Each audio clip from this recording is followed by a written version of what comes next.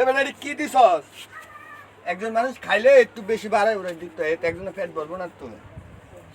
বাড়াই দে বেটা, বাড়াই দে বেটা, এটাই খাওয়া।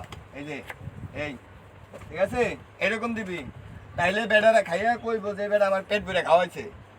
এই যে 3টা শসা দিবি, একটা লেবু দিবি, একটা কাঁচামরিচ দিবি, এবার সুন্দর করে পার্সেল করবি, ঠিক আছে?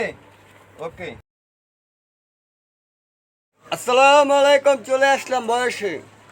বয়সে আসার কারণ হলো এই, আপনারা, আসসালামু আলাইকুম ভাই, যে যেখানে আছেন নিশ্চয়ই ভালো আছেন, আমিও ভালো আছি। আমি আপনাদের পাগলা বাবুল ভাই, সবাই আপনি আমার চিনেন এক নামে, আর বারবার পরিচয় দিতে ভালো লাগে না।